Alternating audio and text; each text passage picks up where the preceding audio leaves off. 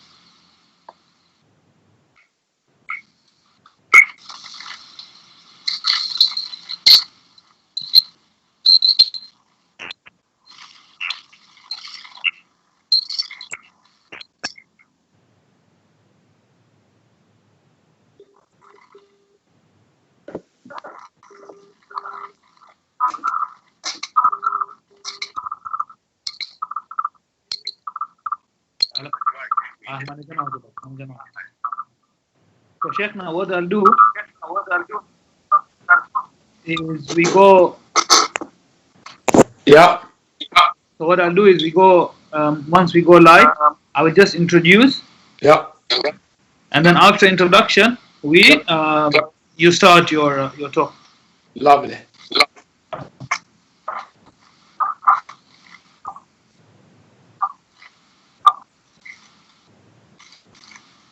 Hello. Hello. हाँ माने खाली पिंक कर माने हाँ हाँ हाँ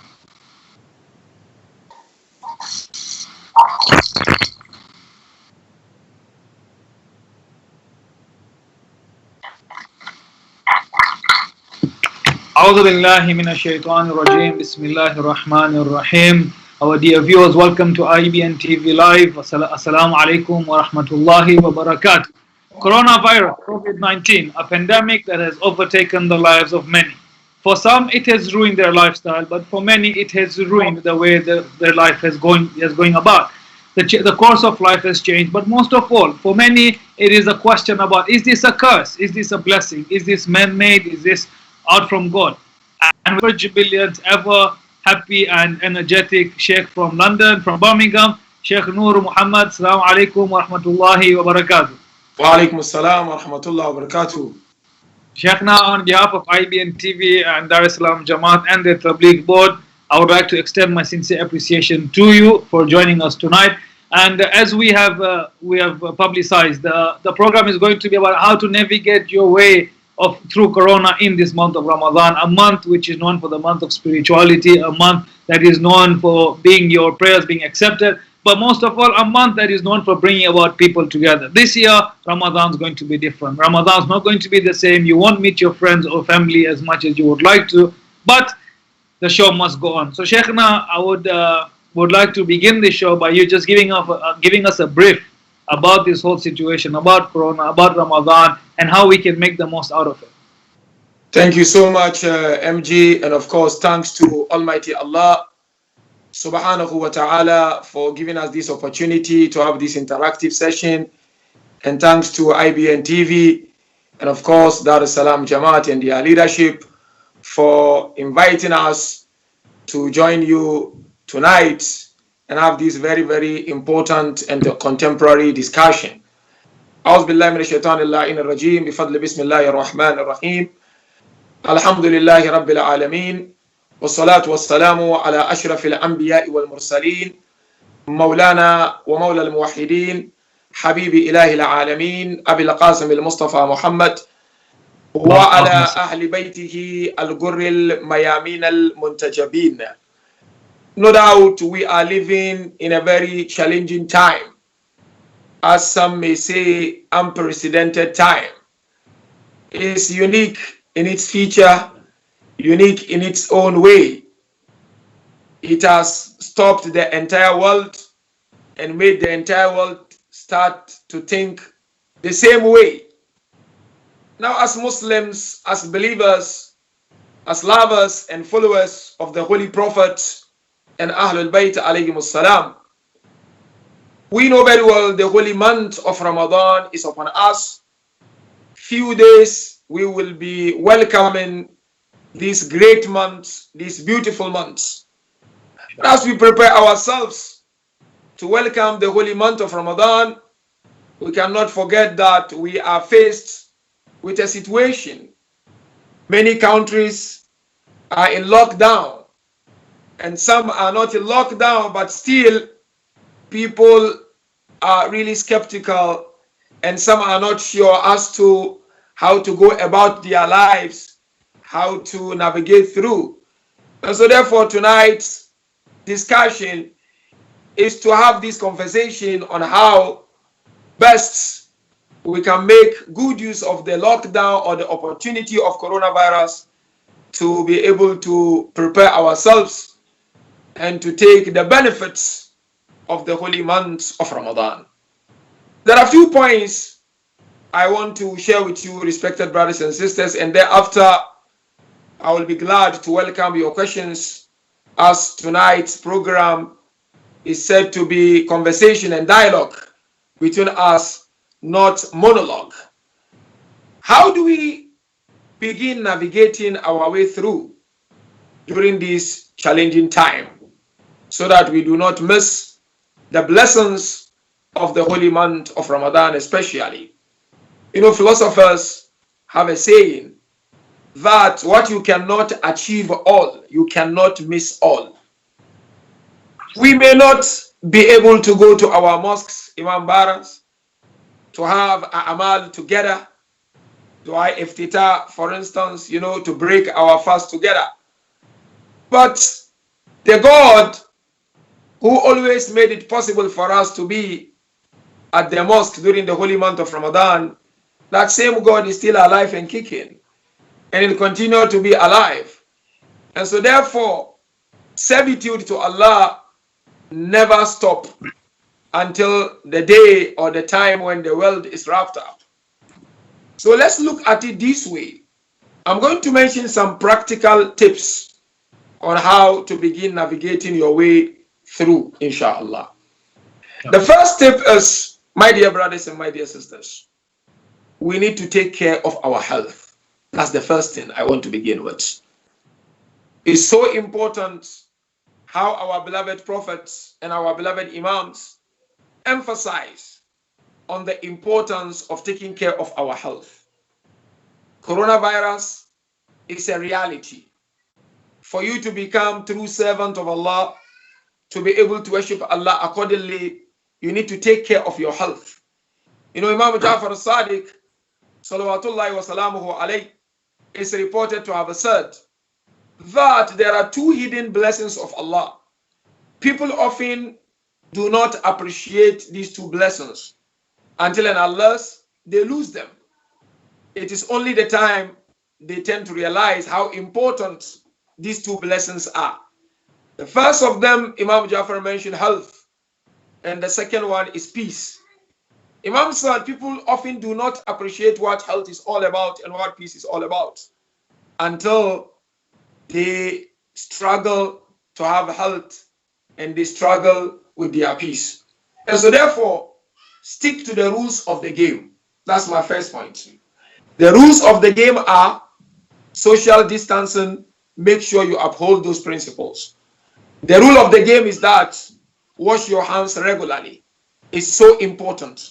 The rule of the game is that when you go out about your daily errands, make sure when you are to cough or to sneeze, don't just do it the way you used to do. Make sure you either have your handkerchief or your tissue or your hand here, and then you do it. These are the rules of the game that are advised by the medical practitioners and by our government. And it is Islamic for us to follow this. Don't say dua is powerful. You're going to make dua and Allah will make it easy for you. Please, we have mu'minin and mu'minat that I know some of them are very young and they are battling with ventilators at hospitals. So therefore, that is my first step. I'm not saying this to make you or to press a panic button, but I'm trying to say if you do take care of your health, Allah Tabarak wa Ta'ala will make it easy for you. That's number one. Number two, which is the most important, is for us to accept the reality. Al-wa'i, which Islam mentioned and scholars mentioned. What is our current reality? The reality is that we will not be convening or meeting at our mosques. We will not be meeting at, Mehfil Abbas, for instance. We will not be meeting at, Dar es Salaam Imam Bara, for instance. You know what I mean? We are not, that is the reality. So the earlier we accept the reality, the better position we stand to be able to navigate through to seek the pleasure of Almighty Allah subhanahu wa ta'ala. I know there are some people in our communities who are really not happy. Some are upset as to why, the doors of our mosques are closed. People are saying, don't you believe in Allah? The love of Amir al-Mu'mineen alayhi salam, the love of Fatima al-Zahra alayhi salam, this is nothing compared to the challenges of Ahl al-Bayt alayhi salam. I said, no, my brother. My sister, Ahl al-Bayt taught us to apply what is called ihtiyat. Ihtiyat meaning precaution. And if you look at the teachings of Ahl al-Bayt, they emphasize on the importance of applying precautions as we go about running our errands and our lives. So therefore, accept the reality that we're not going to be in the mosque. It will not be the same that somebody will be sitting in front and he will be reciting the A'mal on your behalf. You may find yourself sitting in the house and be doing it. So that's number two, accept the reality. Number three, you need to have personal timetable and personal plan, or family timetable or family plan for the holy month of Ramadan.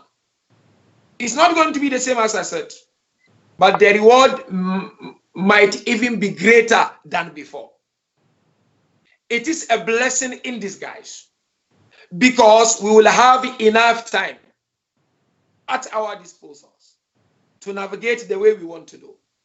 This is the moment one has to determine to personally feel that presence of Allah Tabarak wa Ta'ala. You may want to divide Dua Iftitah into different segments because that is how it will relate to you and that is how that will connect with you. What do I mean by plan? At least you need to be able to take care of 4 major needs.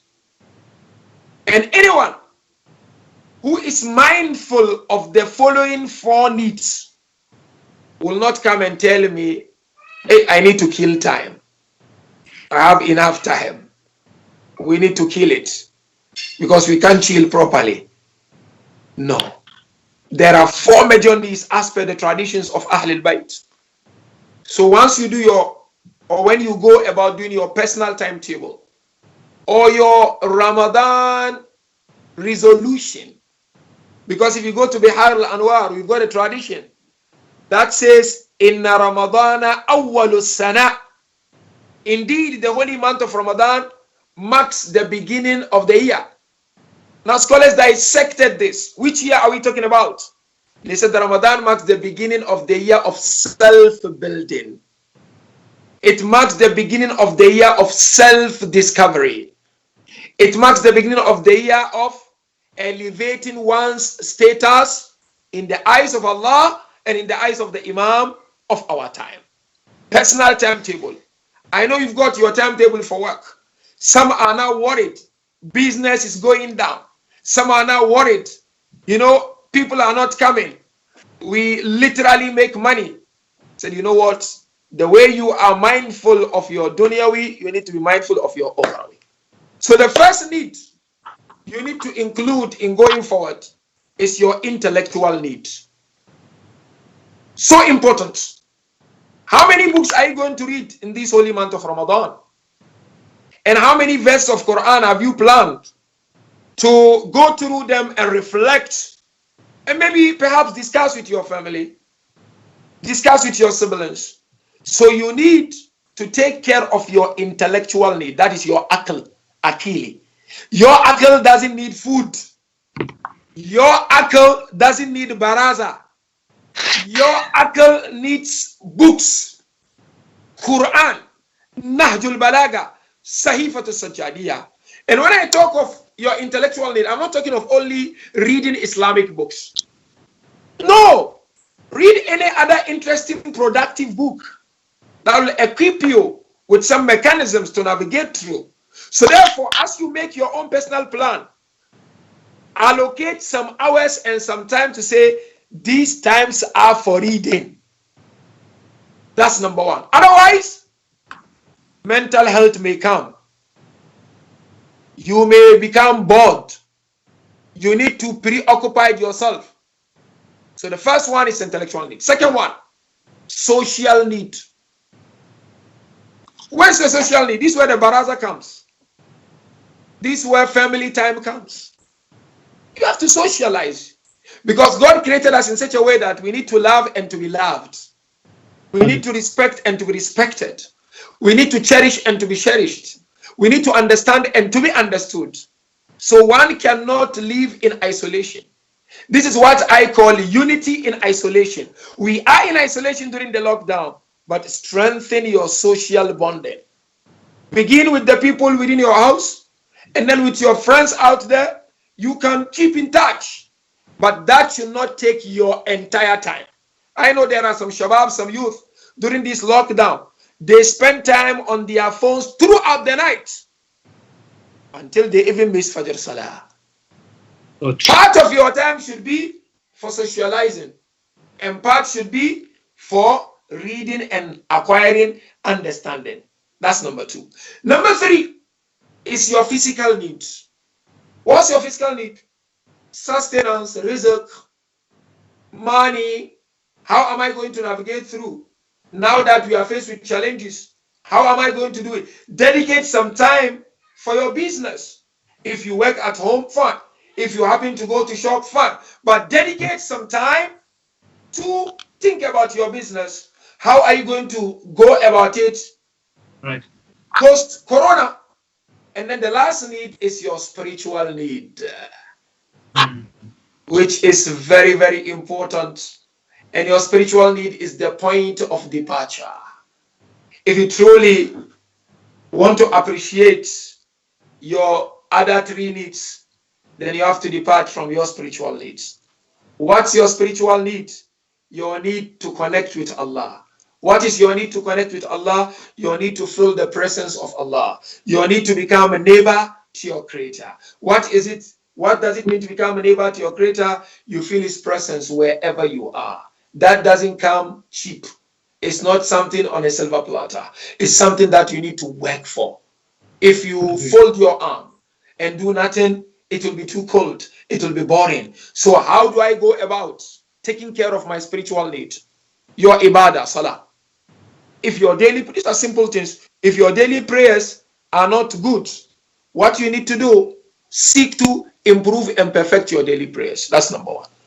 If your daily prayers are good, seek to add some optional prayers. This is where dua iftitah comes in. This is where dua Abu Hamza al-Thumali comes in. This is where dua ut-tawbah comes in. This is where munajat of Amir al-Mu'mineen comes in. So therefore, in short, without taking much of your time, these are the needs that we need to ensure that we take care of them. And of course, these needs are not only for lockdown and corona, but because we are in this lockdown, it becomes very important for us to emphasize that, my brother, my dear sister, we don't have time. Time is not on our side. If you think that you have enough time, then you've not put your 2 pence on a paper. We don't have time. You need to really sit with your family, look at these 4 needs, and draw a simple timetable that you can follow, and then stick it somewhere in your house and start following this timetable in these last few days of the holy month of Sha'ban before we welcome the holy month of Ramadan. And once you are able to do this, and I'm sure this will come later on during our discussions, then you will have then tawakkul on Allah.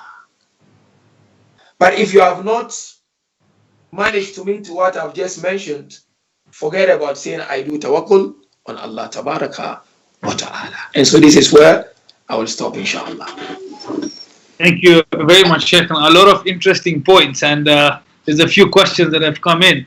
But Yeah. before we start answering those questions, I just have a few questions from your talk that you have just given right now. Let's Yeah. start with the with the spiritual one. I'll go from the bottom to the top. So the Yeah. spiritual need. I see a lot of times as human beings, as youths, as elderly, we are told Ramadan is the time to make sure you're spiritually charged.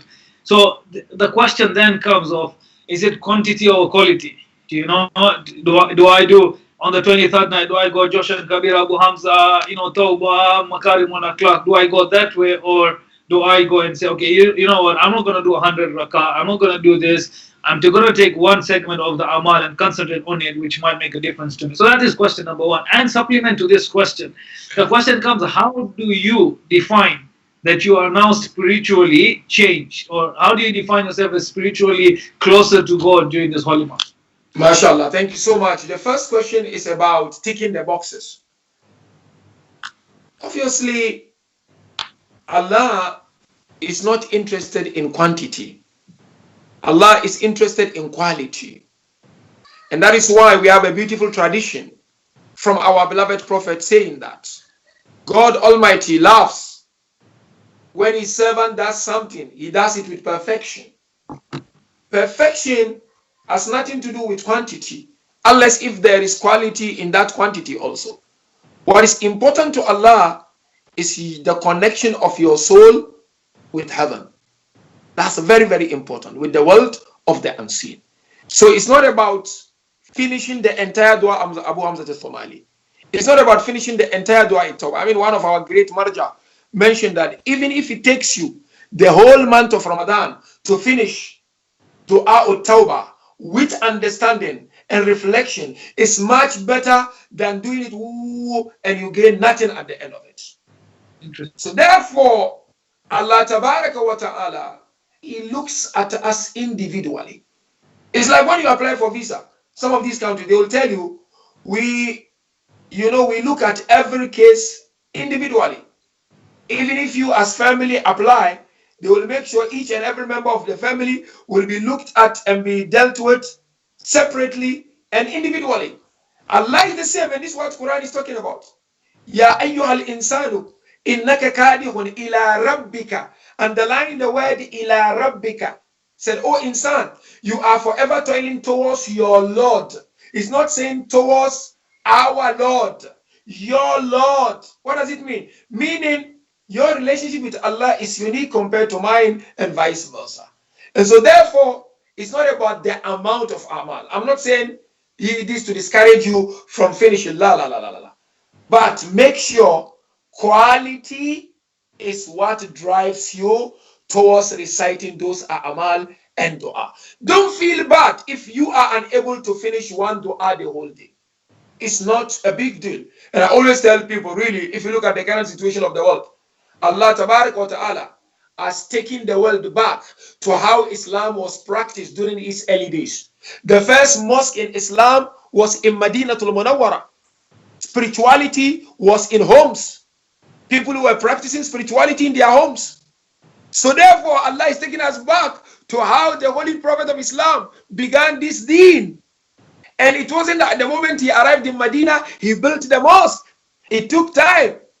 They would, in fact, when they were in Mecca, sometimes he would go to the Mount of Hara, sometimes in Kaaba. He would be at one corner with Amir al-Mu'mineen, with Bibi Khadija, and they would worshiping Allah. So therefore, it's not about you taking the book, oh, mashallah, we finished Dua Tawbah, we finished Joshua al-Kabir. Sometimes if you look at the way it's being recited, you wonder whether these penetrate in the heart of insan. So therefore, quality is crucial. Now, the second question, which is a follow-up question. How do I assess myself? And how do I determine to know whether indeed I am on my way towards establishing that relationship with Allah Tabarak wa Ta'ala? It's very simple. Look at yourself, number one, when it comes to sins or sin. We all sinners, but how is your relationship with sin? Do you go into it or you feel bad when you commit? So your relationship with sins are crucial. If no, you feel okay once you are exposed to sinning, or once you indulge in a sin, or you try to justify sins, then there is something wrong there.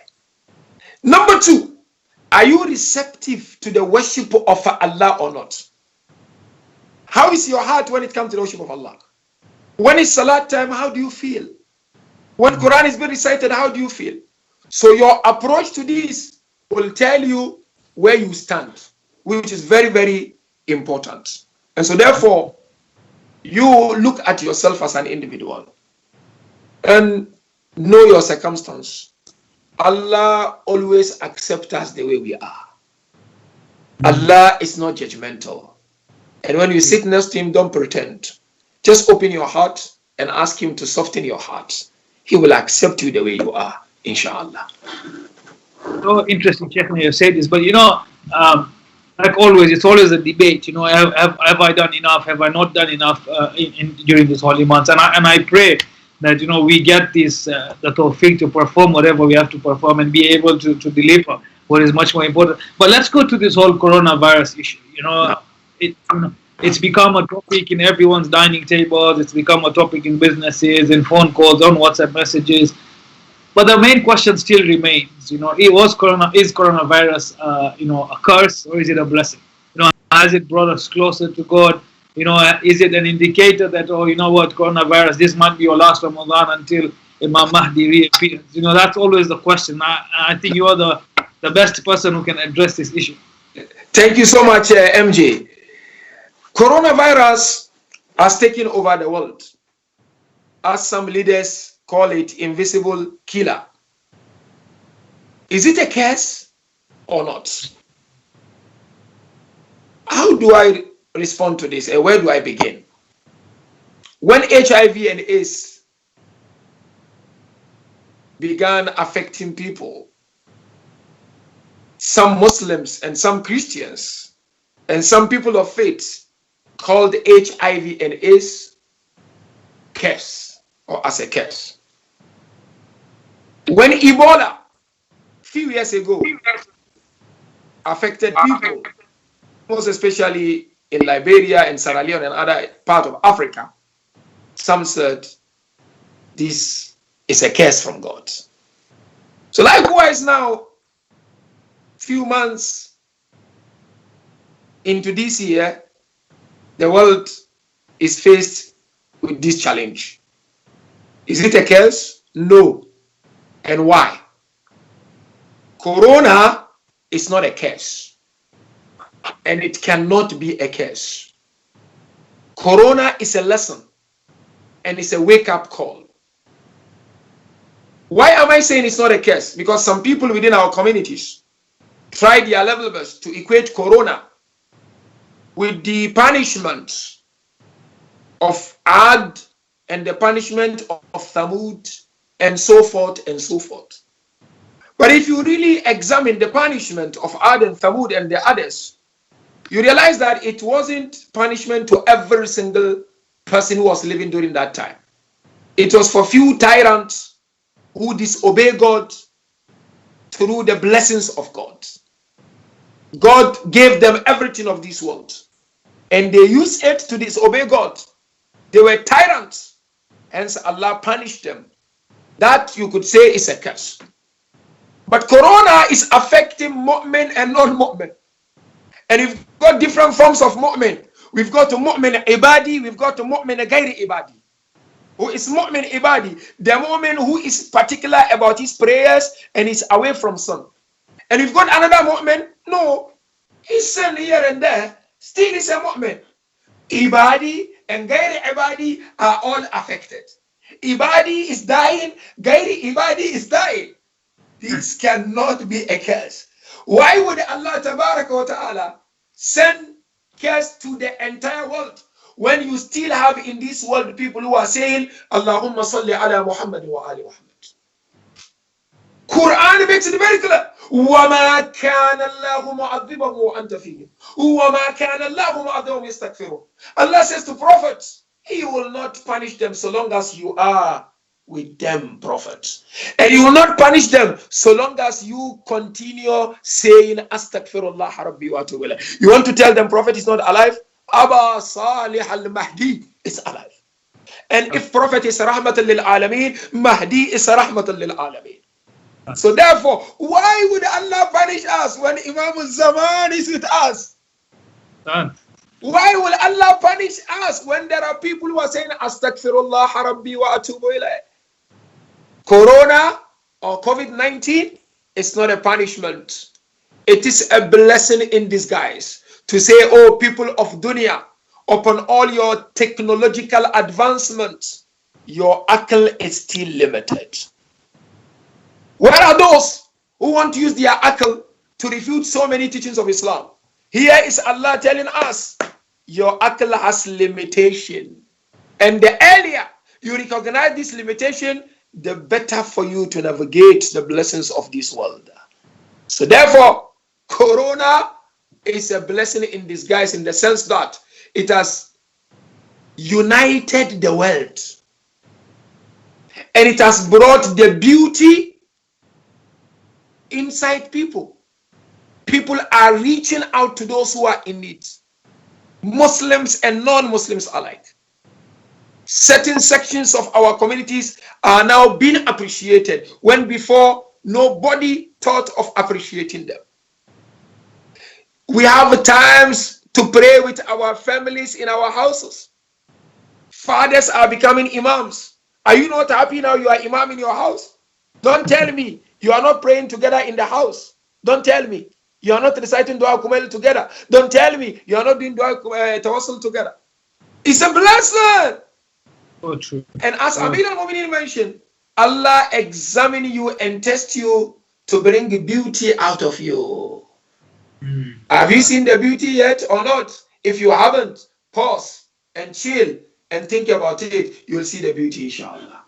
That's so true, Sheikh. We have around 10 and I just want to say something to you. You know, a lot of times like we are sitting here and we're thinking, oh, you know, we as as worshippers, we as members of this community will be missing out on something or this thing or that thing, but it must be very different for you as as scholars. But there must be something so different about this one. I know it must be challenging to do these shows online and whatnot. But tell us, how have you adapted to this situation in your city, which is Birmingham?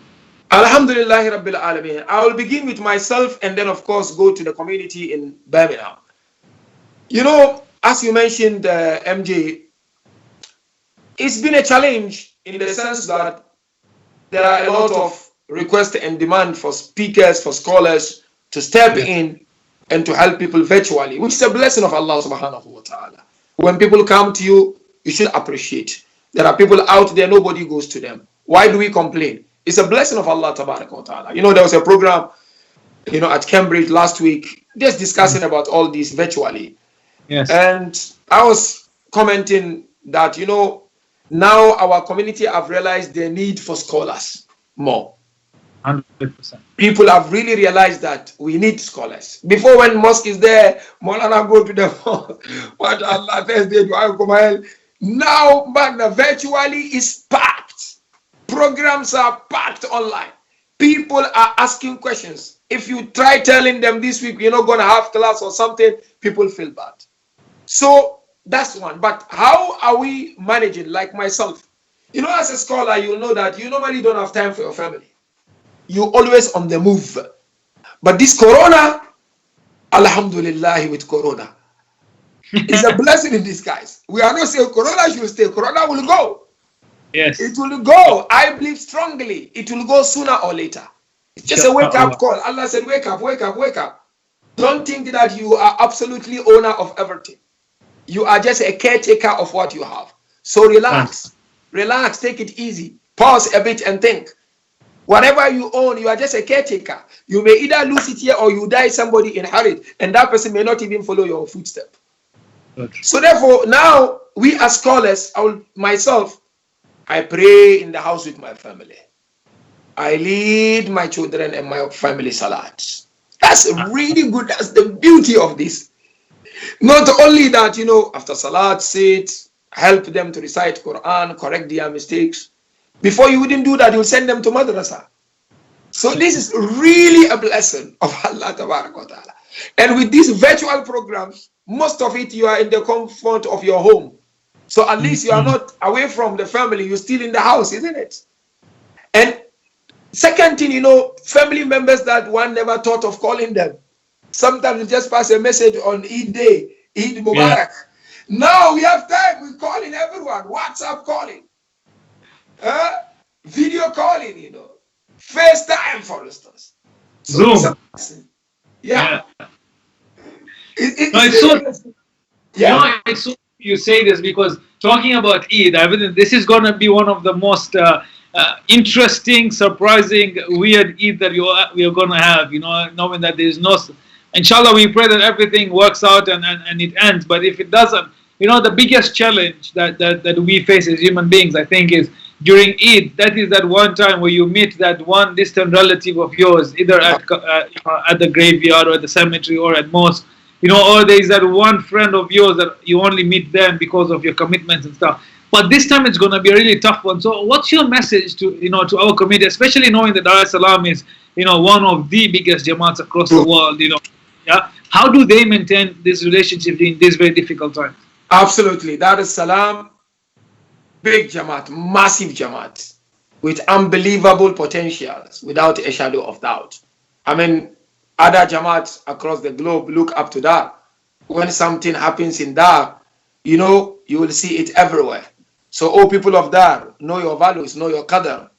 You've got massive jamaat, you've got massive number.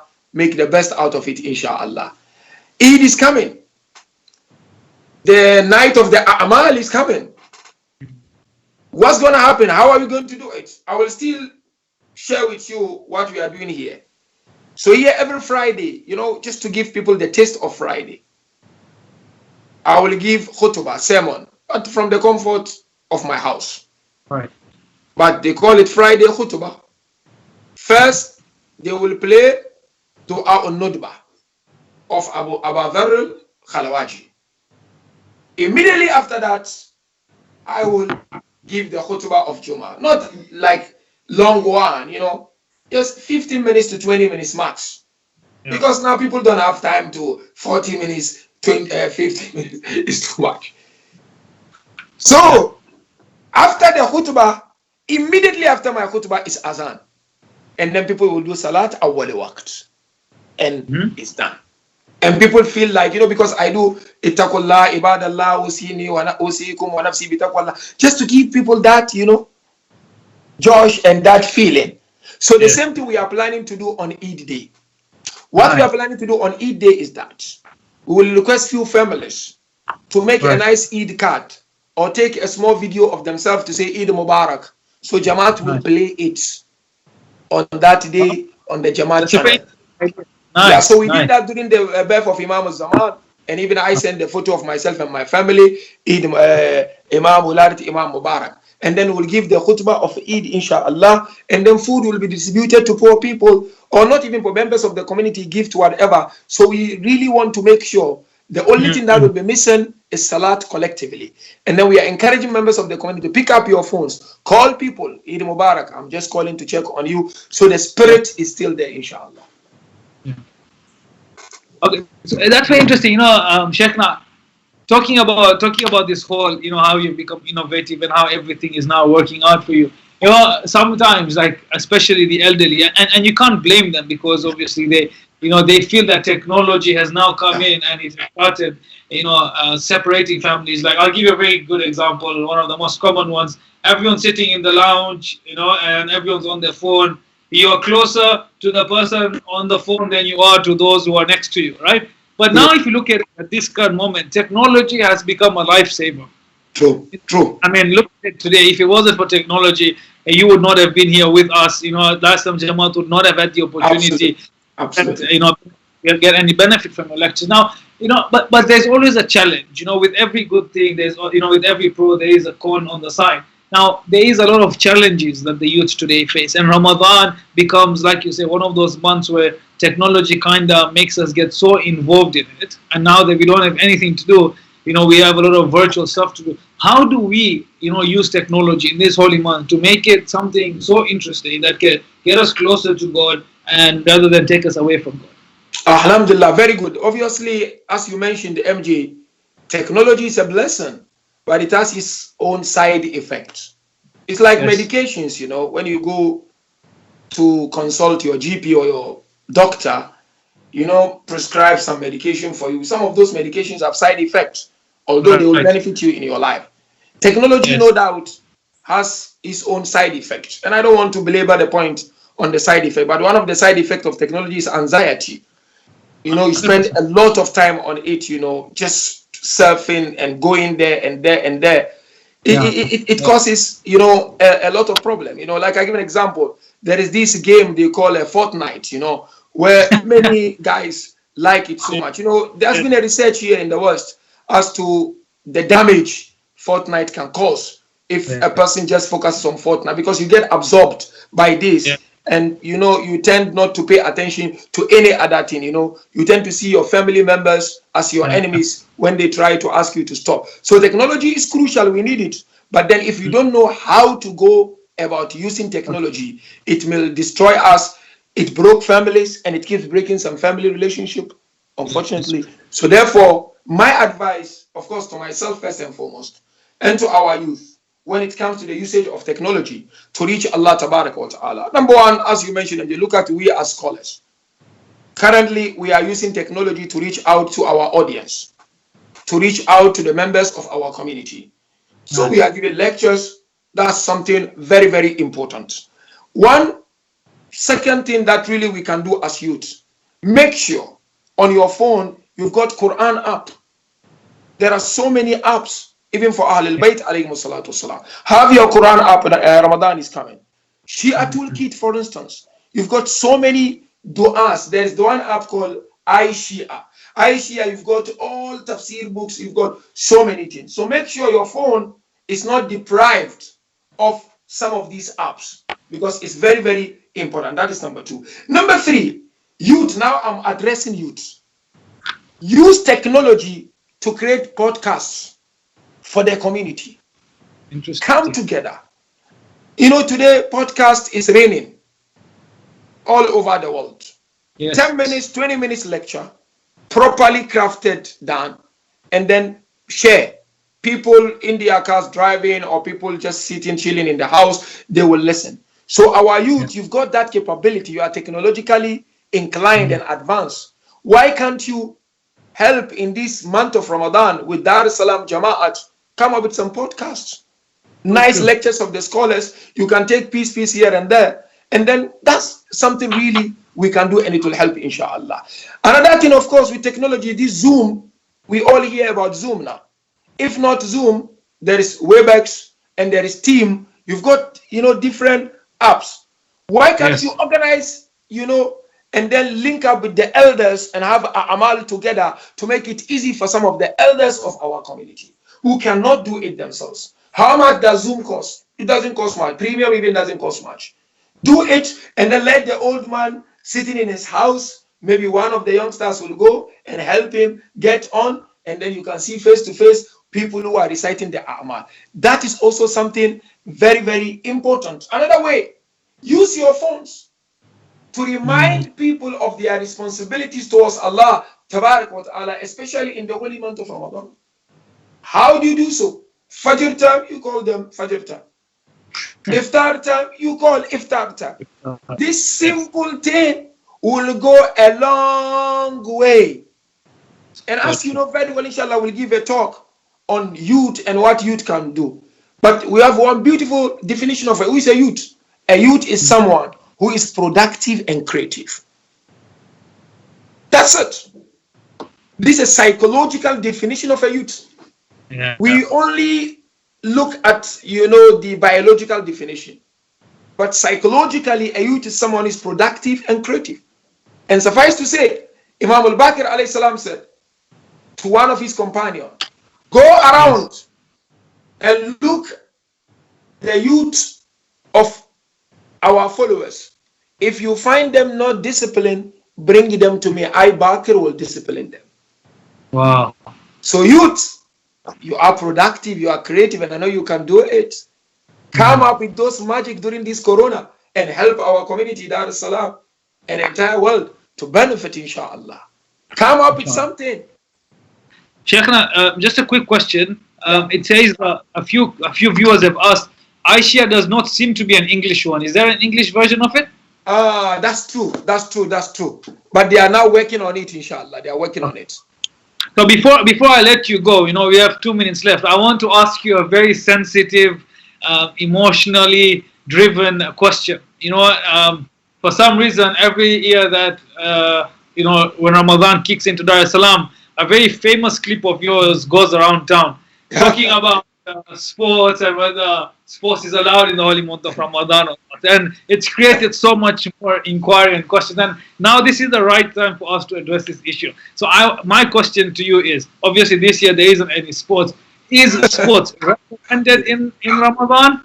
That's question number one. Two, don't tell us about this, about the wajibat and stuff, because that is down to an individual. So I'll give an example.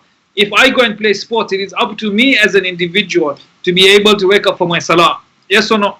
Yeah. Yes. So the question always is sports recommended in the month of Ramadan? If yes, why? If no, why?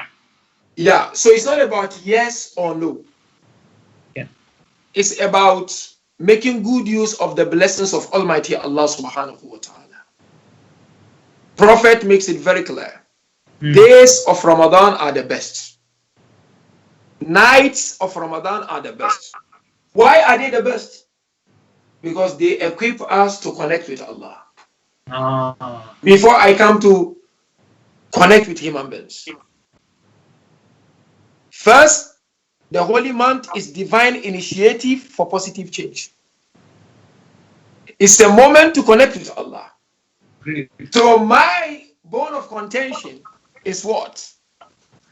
You can do sports until your head is spinning. I'm not waswasi. Yes. But make sure that do not deprive you of the taste of Ramadan. Ahsan. Ramadan has a taste, Habibi al-Ghali. Allah is alayk. Ramadan has a taste. The Holy Prophet mentioned, لو يعلم العبد ما في رمضان إلا ود أن يكون رمضان السنة. He said, indeed, if Allah's servant knows or recognizes what is in Ramadan, he will wish the entire year to be Ramadan. No problem. Sports is good. You have to socialize. The essence of a deen is what? Is to connect with three things. That's the essence of religion. Or to establish a relationship with three things. Relationship with heaven, relationship with earth, and relationship with human being. 100%. Okay? So, if you know you are like me, somebody who is very weak, when I do sports, even Fajr, I will miss. Like I'm mentioned, Wajib. Then better you go halfway and go back home halfway. But if you know you can, you know what, stay until the end and you are able to, alhamdulillah, at least do your wajibat as MJ mentioned without adding mustahabbat, fine. But know that Ramadan is not an ordinary month. And Allah wants to see you not an ordinary person in Ramadan. He wants to see you someone extraordinary, representing the manifestations of Allah's blessing, or at least representing each of the beautiful names of Allah Ta'ala. So therefore, I'm not against sports. I play sports myself. But then, so we're going to organize. They said cut your coat according to your size. Yes, right. It's so interesting. So when you come to Dar for Ramadan, whichever year that is, inshallah, we'll make sure you go to the sports complex, because that might be a good way to show you as a goodwill ambassador for sports. Sheikhna, on behalf of wherever I go for sports. But if I see them staying until the end, I leave. So let's put it that way. What's the most interested sports for you? What's your favorite sport? Allahu Akbar. My favorite is football. And what team do you support? I support Chelsea. Allah, anything but Liverpool. I'm very proud of you, Sheikhna. Die-hard supporter of Chelsea. Die-hard. When they lose, sometimes I can't eat. Is that why we have some longer musiba sometimes in the majalis? Yeah, when they lose, it's toxic, man, Habibi. When they lose. I can hear it. Sheikhna, I want to say thank you very much on behalf of Dar Jamaat, the Tabligh Board, and IBN. You have given us your time, something that you don't get back, which is the most valuable thing in generosity. We pray that Allah subhanahu wa ta'ala keeps you happy, keeps you safe, and He should keep your family healthy and safe as well. And may this Ramadan be a spiritually uplifting one. And just to viewers, Sheikh Noor will be delivering a few majalis for Dar es Salaam Jamaat exclusively. We played on IBN TV. Inshallah. And we shall be back soon. Sheikhna, once again, thank you very much. So much. Alhamdulillahi Rabbil Alameen. Wassalamu alaikum wa rahmatullahi wa barakatuh. Wa alaikum assalam wa rahmatullah. Ahsantum. Jazakumullah khairan.